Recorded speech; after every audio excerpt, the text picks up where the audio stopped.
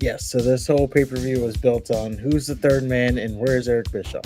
One of those loops didn't get closed. When they initially did that shit, it's ugly and it had impact. It looked like an offensive maneuver as opposed to just a dancing move. I don't know exactly why this whole thing happened.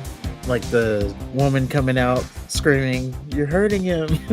I don't know what was going on there, but His woman was Kevin Sullivan's wife, and Chris Benoit stole her. makes sense. She chose the wrong person there. You better tell all these people to shut up if you want to hear what I have to say. You're looking at the future of professional wrestling. You can call this the New World Order of Professional Wrestling, brother.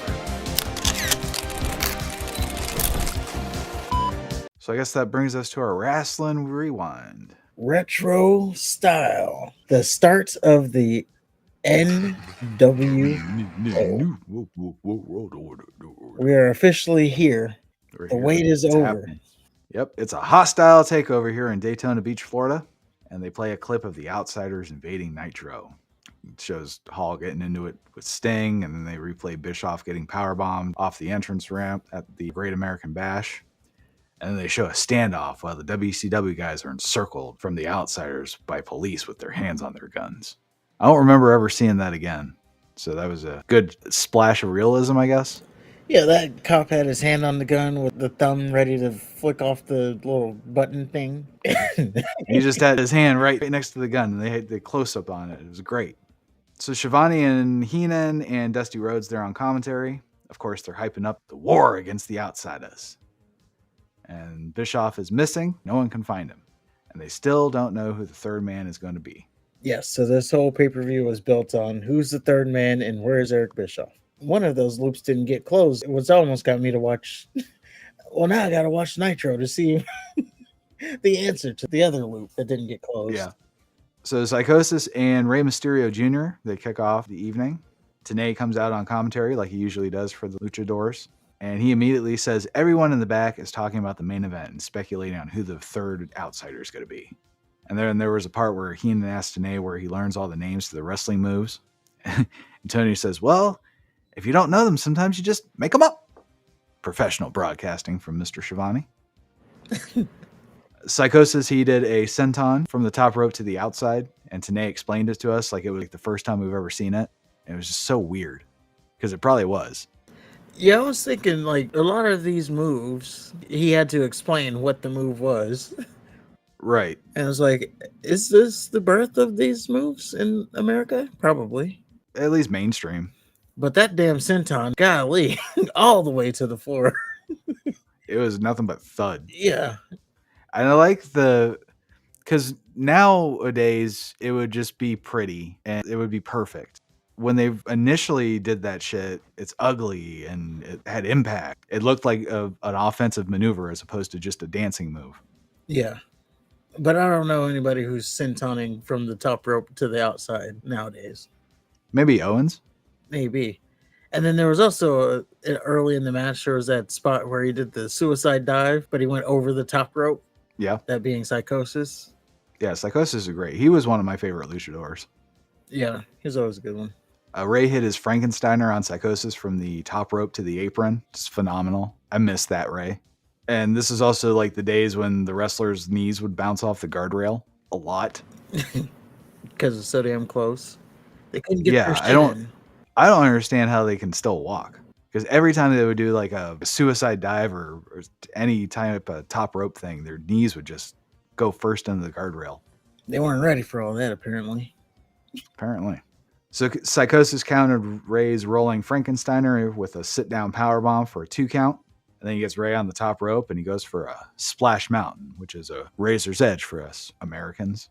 And then Ray counters the Splash Mountain from the top rope into a Frankensteiner. And he gets the win, of course.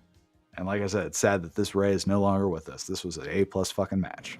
Definitely an A+ match. So many good spots. So many names that are just now like familiar names, but back then it was like so bizarre. And they would even talk about it on commentary. Like you said, we got the Frankensteiner. Now, that was already around, but Tenay, he even said one of his favorite wrestlers was Scott Steiner, so he uses the Frankensteiner. If that was true, I didn't know that. So yeah, right. That's some good information there. There was even a mention of an acai moonsault. An acai moonsault. And they're like, a what moonsault? Are we in Bosnia? Yeah. Yeah, this was fantastic. Great way to open the night. Their curtain jerkers are really good, usually. Yeah. I do want to point out something, though. Yep. At this point, WCW had like the worst music you can have. I mean, it sounded like they turned on the N64. They went to whatever game was out at the time. It's like the most generic music, probably the soundtrack for that game. Rey Mysterio's music was not recognizable at all. No. The Outsiders' music was not recognizable at all. Well, yeah, it was because they're Outsiders. They had to have that generic music. But boy, was it generic. Doom, doom, doom, doom, doom, doom, doom. I was like, golly. Over in WWE, WWF at the time, their music is spot on. Yeah. And you got over here at WCW, it's like they're not even paying attention to the music. They're not. Absolutely not. Except for you maybe a couple guys. I don't know. I enjoyed it. Some of them are so bad that they're enjoyable. Like Disco Inferno's music. Yeah, there were some that I did like Sting's. Obviously, the Four Horsemen, Nature Boy Ric Flair. Mm-hmm. Hacksaw came out and it was just like the most generic.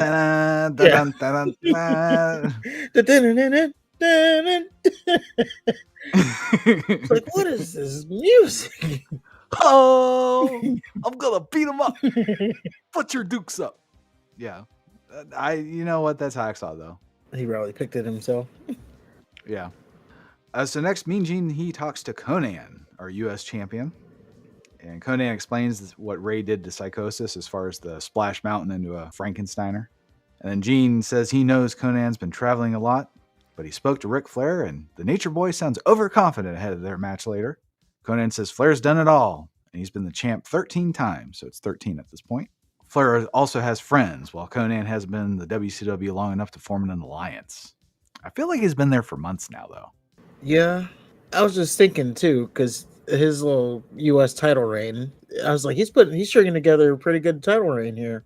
He won it from the One Man Gang, and then he's basically had it forever now. Yeah, at least like 3-4 pay-per-views.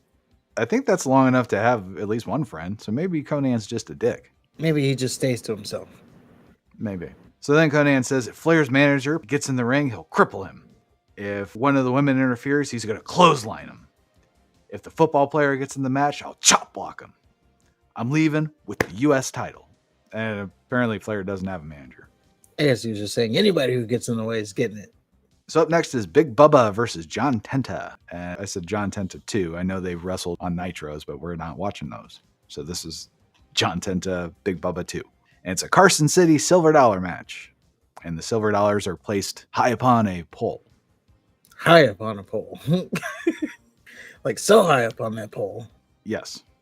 Tony again mentions how Bischoff is nowhere to be found. Heenan brings up that all the security guards he saw in the back, the extra security, they're just standing around the back, making sure everybody's safe. Tenta still has half of his head shaved. And then Heenan also said that when he was born, he was 187 pounds. Bubba gave Tenta a back-to-belly suplex from the top rope that looked like it hurt a lot. It gave me a hernia. Bubba takes off his belt and he strangles Tenta with it. The ref simply starts slowly counting to 5, which I thought was funny.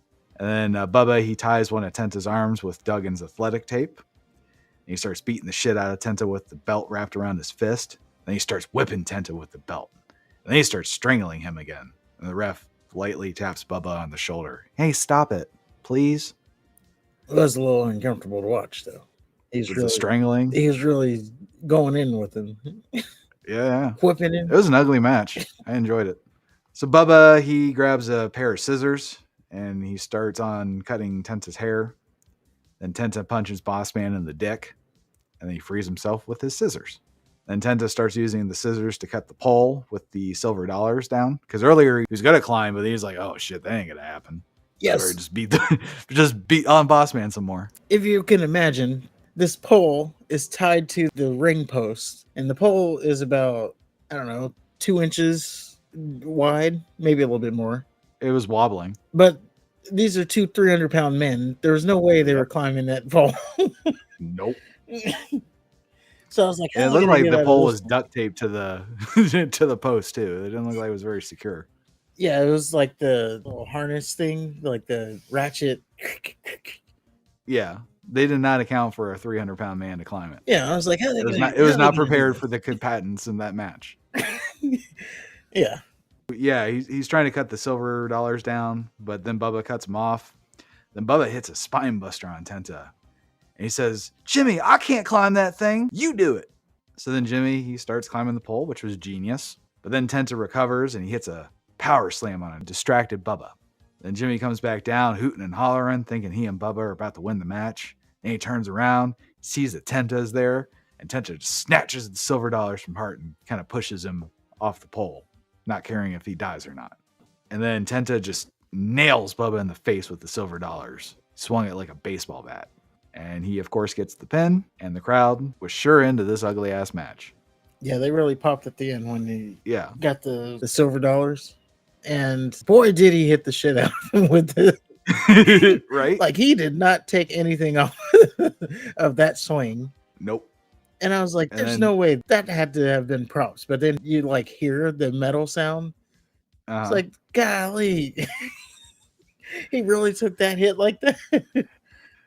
Good on Big Bubba. So yeah, Tenta pours the silver dollars on Bubba, and then he puts two of them on Bubba's closed eyes.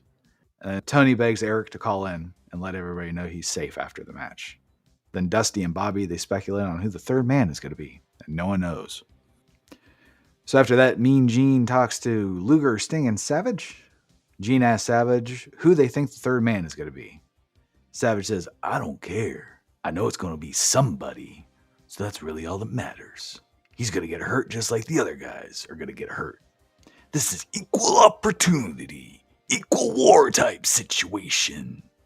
And we're going to take them out. Are we not? Then Gene turns to Luger and he says, it's hard to prepare for an opponent when you don't know who the third person is. Lex says, fuck that, we're prepared. They've been coming in and talking trash. The WCW was an honor and a privilege to be chosen for this team. I speak for all of us that we will represent it to the best of our abilities. And you know what, guys? Macho Man says, what is it? You know what the point needs to be driven home? Make the point. What is it? You've thrown announcers through stages. You've talked real loud, but now actions speak louder than words. Ain't that right, Stinger? And Stinger says, the unknown gives him a real dry mouth. The unknown makes him a nervous wreck. The unknown puts chills right up and down his spine. Macho Man's like, I like that. The unknown gives me goosebumps all over my body. It does the same thing to the Macho Man. It does the same thing to the total package. We are a team, and we are pumped and ready to go. And Macho Man says, we're ready for this one. And then everyone yells and flexes their muscles as they leave. So it sounds like Team WCW's amped. They're amped, and I couldn't think of a perfect representation for WCW than these three. Sting, Luger, and Macho Man. Pretty much mainstays of the WCW brand. The only thing I would say is maybe Giant, because he's the champion.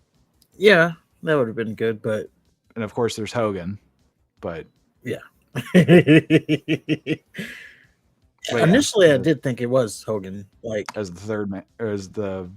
No, I thought... Because again, I never saw the pay-per-view, so I thought he was a part of the three... Team WCW? Yeah, I thought he turned during the match. Did you never watch any of the fucking Attitude Era documentaries and shit? Nope. Oh. Well, there you go. Well, DDP and Hacksaw Jim Duggan have a tape fist match. And DDP still has his Battle Bowl ring. And apparently Duggan stole it, but gave it back to DDP. Now they're in a match. And I guess if Duggan wins, he gets Page's ring. So again, Page is defending this ring more times than he's received a title opportunity. And they keep saying it's for a future world title opportunity. So when's he going to cash that in? Apparently never, because he hasn't done it yet. So as DDP comes out, Shivani talks about how everyone from the people in the TV truck to the wrestlers are all WCW, and he's never felt like this before because of the main event coming up. So early on in the match, DDP gets Duggan in the corner and then ties, because they both come out with their fists taped. So DDP gets Duggan in the corner and he ties Duggan's legs around the ring post so he can stomp the shit out of him. And he takes Duggan's tape off his fist. Oh no. Leaving DDP with the only one with taped fists. Nick Patrick, he frees Duggan, who quickly recovers, and then he starts beating Page like a government mule. And Duggan dumps Page out of the ring, and he goes outside to kick his ass some more, and he tosses him back into the ring. DDP kicks the ropes into Duggan's dick, and then nails him with a diamond cutter for the win. Page retains his Lord of the Ring that apparently doesn't mean anything. And Duggan, the gracious winner, he pulls tape out of his underwear, wraps up his fists, and clocks Page with it. Comically wraps up his fist, by the way. Yep. You said it. That's his thing. Yeah, that's his finisher, essentially. Which is funny, yeah. Because Duggan's part of that old school mentality, so he has a realistic finisher, but it's still stupid looking. There's some sports entertainment through it there because he's like Exactly. overly wrapping it. So after the match, Mean Gene, he talks to Jimmy Hart, the Giant, and Kevin Sullivan. Okerlund calls Hart a little twerp, and then Mean Gene says they're facing Anderson and Benoit, who won't let the Giant tag into the match. Sullivan says it doesn't matter if they want to double team me, they can bring all the four horsemen out. This is home court advantage, and I got something burning in my gut. You think I'm the weak link? Ask the Giant, he'll tell you exactly what I am.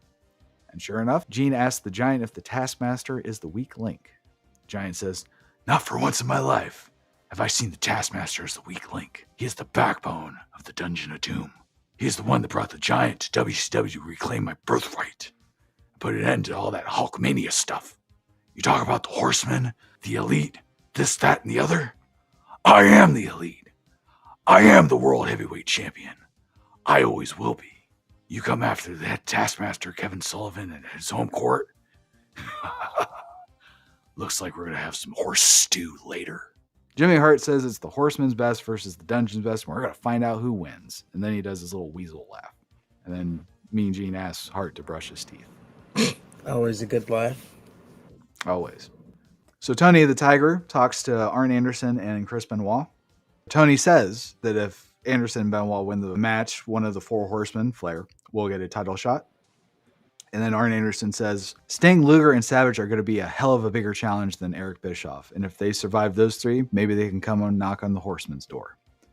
Anderson then addresses the match as nothing more than a vehicle to get the world title back. That would be the match against Taskmaster and Giant. Everyone Anderson has run into at Daytona Beach has been telling Anderson how bad Sullivan is going to kick his ass. He stuck his hand out in friendship and drew back a nub. Won the way of the world of the four horsemen. That's how it goes. And Giant, if we cut you in half, you're only 3'6". Tell him, Chris. And then Benoit says, silent but violent. Kevin Sullivan, Giant, the horsemen have tolerated the Dungeon of Doom for far too long. Tonight, we're going to finish what you started. Sullivan, I'm going to leave you for dead. Then fuck Nancy on your rotting corpse. Giant, you've given us but another opportunity for the four horsemen to reign supreme in the WCW. Interesting. Benoit had quite a unique promo style. Must have been, well, getting ready. the slow speech patterns. I don't know. I just always took it as he wasn't just, silent but violent. No, that's what he was. He just sucked on the mic, yeah. But still, it's kind of fun. The jokes are going to keep coming until after. Public Enemy versus the Nasty Boys in a 4-man dog collar match. Shivani again mentions Bischoff being missing and the heightened security, and the outsiders can hit the ring at any time. Fuck this match. They did the split screen shit early. One team used an inflatable shark as a weapon. Dusty was tickled by that. I wasn't. The Nasty Boys, they won. They also used the world's strongest fucking table in the match. Like all four men, I think, had an opportunity to go through it, and they just couldn't. They were just bouncing off. Yeah. Like bowling balls. And it's comical because none of them are small. Yeah. They're all portly men. Yeah, at one point, I think Knobs, or maybe it was Sags, one of them put one of the Public Enemy on the table and then did a splash through it, and it still didn't break. Right. And they just bounced off. It's like, God damn that table. So then both teams, they fight after the match, and then Sags finally gets put through the world's strongest table. Yeah. I'm sure at some point it was just like, I don't know, ego. We got to break this damn table. True. Yeah. At some point, like, no. We are putting somebody through a goddamn table. Yeah. This is happening. Get ready. We're going long. Fuck the outsiders. Yeah. Go home, go home. Oh, we can't right now. We gotta break this table. It won't break. The best would be is if they had to keep trying to do it.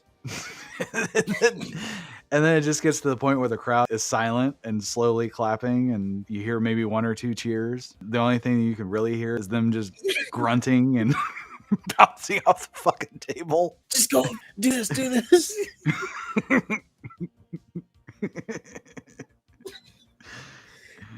Or at one point, all four men are in a line, just going, trying to jump through the table.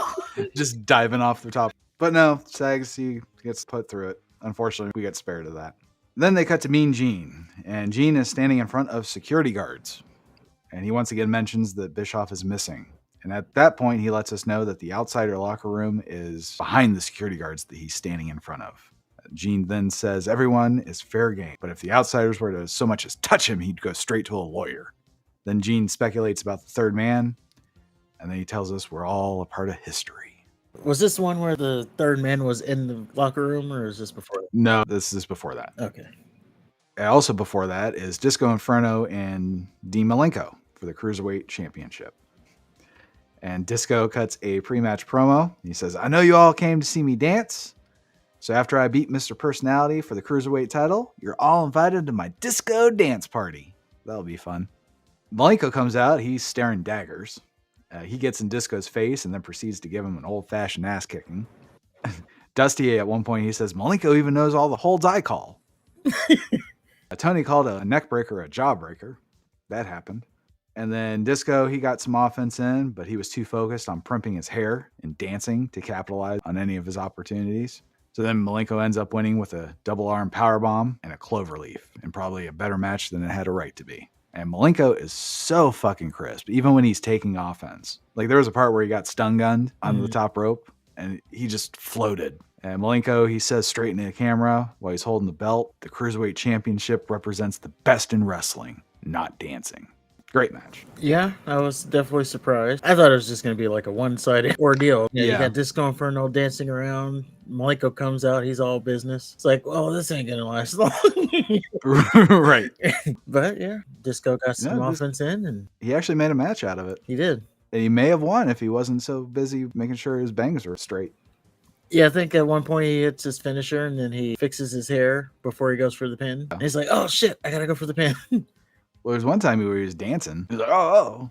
But yeah, Malenko is still our Cruiserweight champion, and he's still my fave.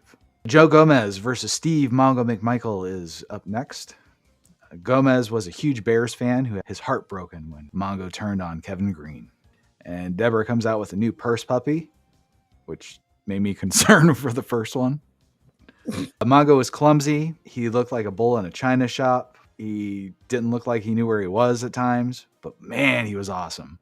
I just love the raw, brute fucking strength. I like that he didn't have like a jacked physique, but he was country strong, you know? Yeah, D Lyman. So Mongo wins with a tombstone pile driver, and this was actually a more competitive match than I thought it was going to be. Joe Gomez actually looked like he had Mongo on the ropes. Mongo actually tried to do a figure four leg lock at one point and failed. Yeah, it's definitely competitive. If I'm being honest, I couldn't even tell these two apart. Because I would say like the Native American-ish type skin. They had the long hair. I couldn't tell them apart. And then, well, Gomez was significantly smaller. Yeah, but with the hair, I couldn't tell them apart. Well, he had long pants on too. Mongo had the bicycle shorts. It was the hair that got me off. Okay. But then when he hit the tombstone, then I knew it was Mongo. But yeah, couldn't tell them apart. I enjoyed it. Again, like the Disco Inferno Malenko match, probably better than it had a right to be. I don't know who the fuck Gomez is. I think he turns into the Renegade. Does he? Yeah, I was like, I've never heard this guy before. So I initially thought he was just Jobber A. No, he teamed with the Renegade. Huh. So yeah, maybe he is Jobber A. So yeah, he lost to Mongo. It was Mongo's first singles match. And Gomez fell to Mongo because Mongo has raw athletic ability. He sure does. So up next, Mean Gene talks to Flair, Elizabeth, and Woman. Gene wants to fuck Woman, and she's more than willing to let Gene think he can. Flair says you can't have too many belts. When he beats Conan and Anderson and Benoit win their match, the next Nitro, he will be the man with the World Championship and the U.S. Championship. Then Flair inexplicably sings La Cucaracha and says Elizabeth isn't at the southern border. And then he says Conan is known as the man of 1,000 holds, but Flair has unlimited knowledge of the greatest sport in the world. Although I don't think Conan's known as the man of 1,000 holds. He's not. I think, That's Malenko. I think Flair's getting his mid card mixed up. Gene then asks Liz about an after party and if he's invited. Liz says Woman would like that. Woman says she'd use Liz's money to hold a private party with Mean Gene. Then Flair has a message for Savage. He says, Macho!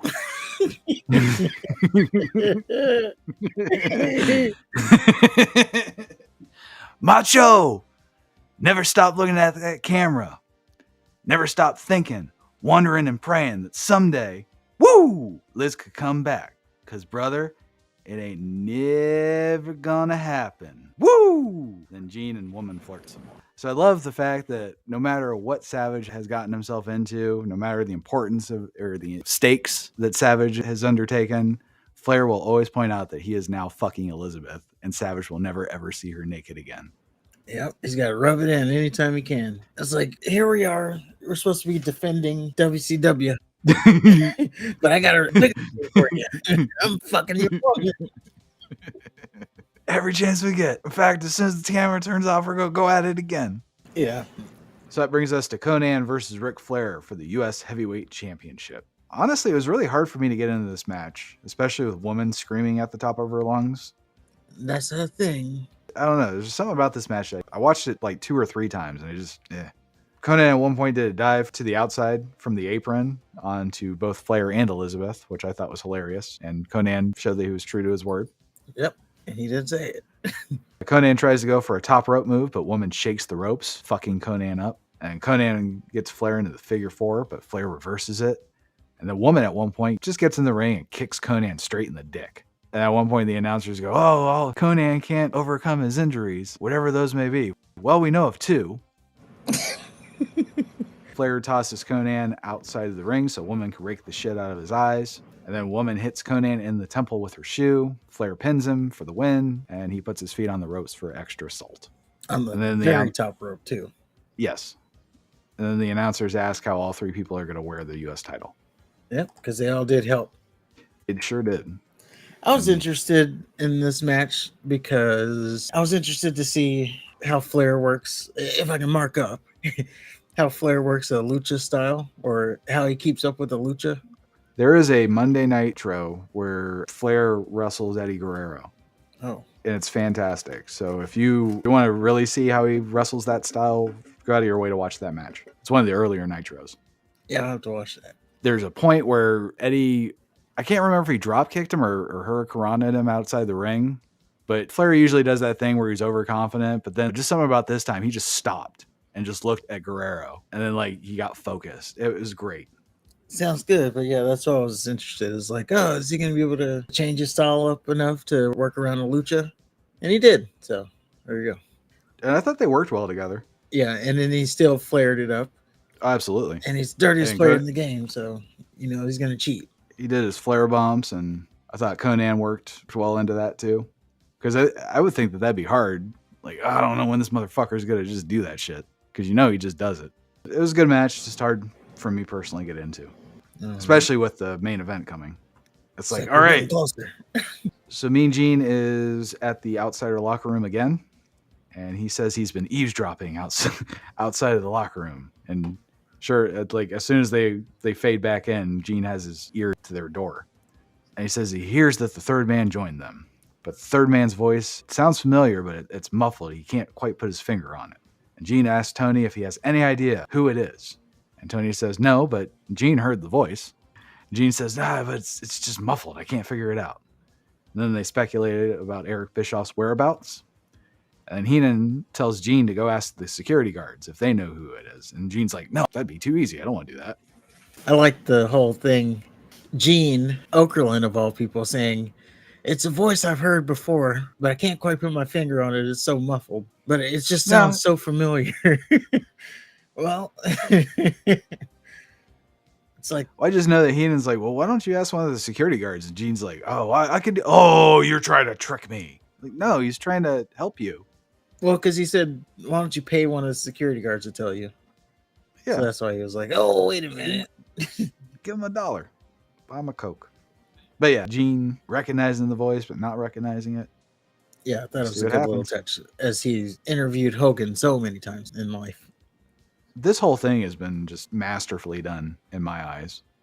They've continued with the pay-per-view, and the pay-per-view has been spectacular up to this point. But before and after each match, they speculate about Bischoff. They let us know about all the security. They let us know that the outsiders, they can attack at any time, anywhere. The fate of the WCW is at stake. They're worried. Yeah. They're trying to put on brave faces, but they're nervous wrecks. It's great. Yep, they built it perfectly. So Arn Anderson and Chris Benoit versus Kevin Sullivan and the Giant. Sullivan and the Giant, they attack Anderson and Benoit before the match. Then Mongo comes in and he hits the Giant with his Halliburton attaché case. The Giant chases Mongo to the back. Anderson and Benoit, they, of course, double team Sullivan. Then the Giant slowly comes back out. Anderson and Benoit spend the majority of the match just beating the shit out of Sullivan. And, of course, keeping him from making the tag to the Giant, just like they said they would. Occasionally, the Giant comes in to land a blow, then slowly goes back to his corner. Sullivan finally tags in the Giant, and the crowd actually lost their shit at that. They were excited. Yep. And he beats on Anderson. Benoit and Sullivan, they continue their fight to the back. Giant beats Anderson with a chokeslam. Sullivan and Benoit continue to fight, and then Sullivan and Benoit fight their way back to the ring. Anderson still selling the chokeslam, which was great. Just lying unconscious in the ring, slowly trying to get his shit together.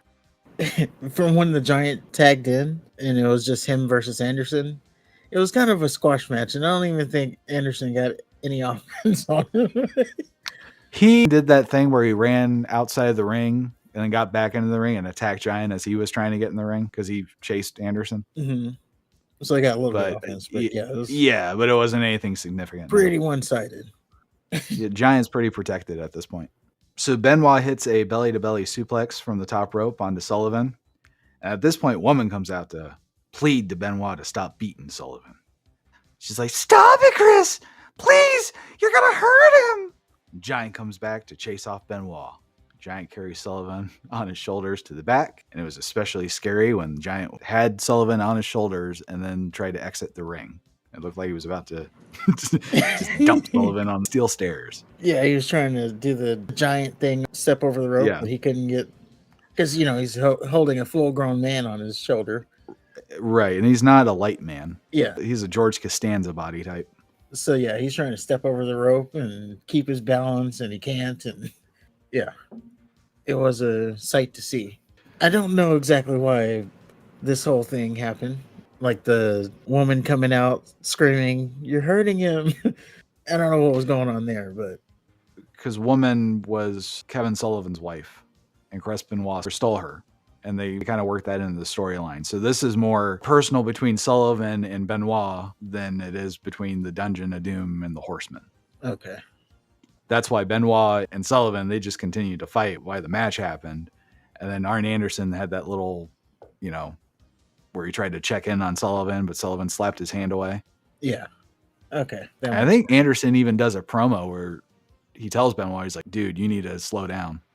Makes sense. She chose the wrong person there.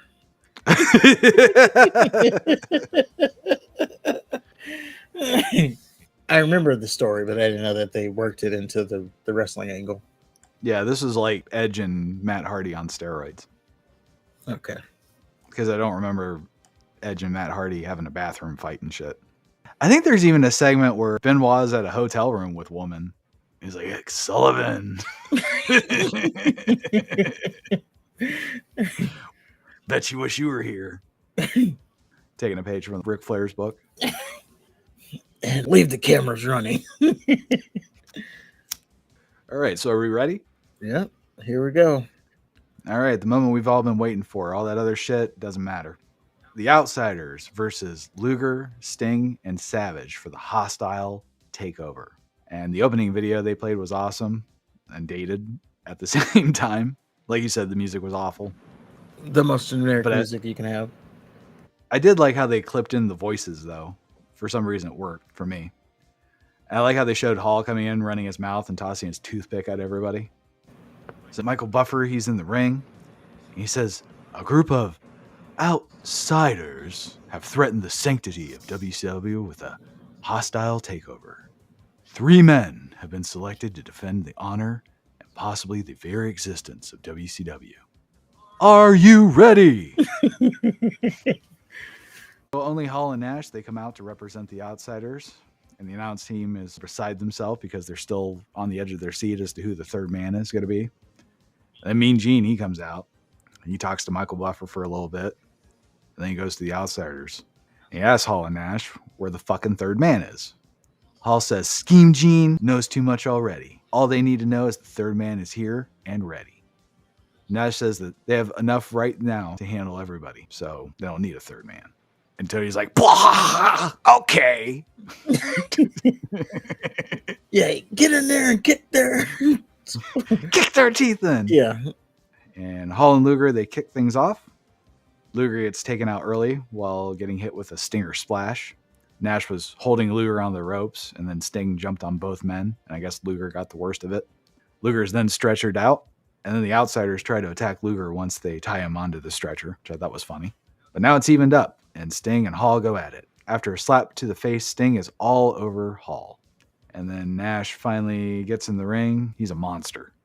There's something about him. He's about the same, or he is the same size as the Giant, pretty much. But he's just built so differently.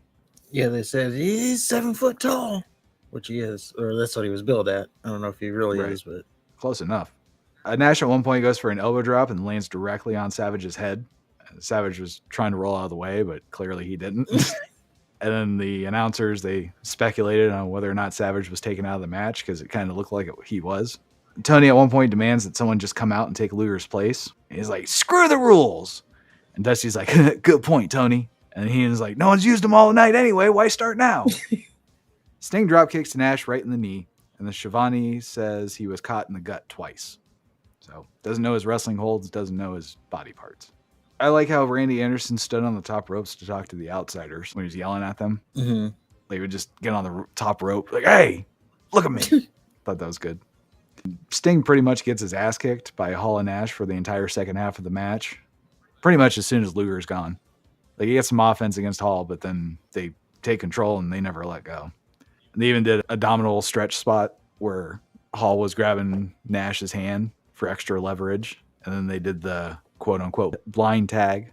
And got away with it all. Sure did. So Sting finally makes a hot tag to Savage, who looks like he has Hall and Nash beat all by himself. Savage hits Hall with a double axe handle. Then Nash hits Savage in the dick. They love their dick shots in WCW. It was the weirdest low blow, too. He clutches his hands together and just brings it up. Yeah, like a just reverse axe handle. Yeah, right to the dick. As soon as Savage gets hit in the dick, Hulk Hogan comes out. Shivani and Dusty, they're thrilled because America's hero has returned. Heenan, though, immediately asks whose side Hogan is on. And they're like, don't be ridiculous. Yeah, Tony. Oh, well, you stop it. Hogan hits the ring and then rips his shirt off as he stares at the outsiders who are beside themselves outside the ring. Then, without warning, Hogan hits Savage with an atomic leg drop. 3 times. Poor Savage. He's always getting the shit end of the stick on these. Yeah. Hogan throws Randy Anderson out of the ring, and then Hall does the 3 count for Hogan. And they're like, oh, we're not even going to count that. Yeah, and Heenan was like, well, what happens to WCW tomorrow? It was like, that didn't count. Hogan, Nash, and Hall, they stand tall, raising each other's arms. Then Hall and Nash cup their ears to the fans. And then the trash starts flying. A distraught Mean Gene comes into the ring to talk to Hogan. Gene asks what Hogan is thinking. Hogan says to Mean Gene, you better tell all these people to shut up if you want to hear what I have to say. Gene says he's known Hogan for a long time, and the fact that he wants to align with the outsiders is sickening. Hogan says, you're looking at the future of professional wrestling. You can call this the New World Order of Professional Wrestling, brother. He said it! These 2 men, they come from a great big organization up north. And who knows more about that organization than the Hulkster? Gene says that Hogan made the wrong decision. Hogan says he made the organization up north a monster and everyone rich up there. And then the Hogan name got bigger than that organization. Then billionaire Ted came along promising movies and millions and world caliber matches. As far as billionaire Ted, Eric Bischoff, and the entire WCW goes, I'm bored, brother. These outsiders are men I want as my friends. They're the new blood of professional wrestling. Not only are we going to take over the whole wrestling business with Hulk Hogan and the new blood, these monsters with me, we will destroy everything in our path. Mean Gene then tells Hogan to look at the trash in the ring, and he says that's Hogan's future if he continues down this path. Hogan says all this crap in the ring represents all these fans out here. For 2 years, I held my head up high. I did charities and kid events. And the reception I just got from you fans, you can stick it. If it wasn't for Hulk Hogan, you people wouldn't be here. And if Bischoff would still be selling meat from a trunk in Minnesota. I was selling out the world while they were still bumming gas money to get to high school. Hulk Hogan and the New World Organization, I don't like that, are going to run wild. What you going to do? And then Tony ends the show letting us know that we have seen the end of Hulkamania. And Hulk Hogan could go straight to hell. And what a moment. I like Hall and Nash. The whole time Hogan's cutting the promo, they're like flexing and doing like the Hogan pose. Yeah, they were great. They absolutely seized that moment and they never let go. I like the dynamic of Hall taking all the offense and then Nash coming in to be the power, even though Hall's a jack motherfucker too. Yeah, and he's a powerhouse himself. I think he's 6'6", 6'7", something like that. So he's no small guy himself. But we're here. The NWO is here. Yeah, clearly the takeaway is the birth of the NWO. Hogan's heel turn was especially shocking because, of course, he'd never been a heel before. He's always been about milk, prayers, and vitamins. The NWO, they continue their attempted takeover of WCW. On July 15th Nitro, they attack Lex Luger and Big Bubba during a match. And then on a July 29th Nitro, the NWO attack Arn Anderson, the American Males, and Rey Mysterio Jr. In the dressing room trailer area. So this is where Ray gets thrown in the trailer. Like, yep. And I posted a clip for you. Good deal. I'm going to watch it too. Yeah, all NWO. That's pretty much it, man. We're off to the races there. But unfortunately, all the other shit kind of goes to the wayside now. Everything's going to be centered around the NWO now. Yeah, which is good for when it was good. Yeah, I'm excited for the next pay-per-view. See how the dynamic has changed. I think it's a 6-man tag next time. I can't remember. That's just going off memory, but yeah. Interesting to see. Black and white is coming. I don't know. I'm just pumped about it all. I don't even know what to say.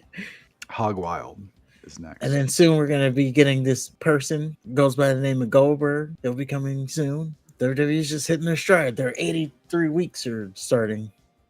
Don't forget Glacier is also coming. Yes, he is. For a week. No, he had a nice little feud with Mortis. I remember that being entertaining.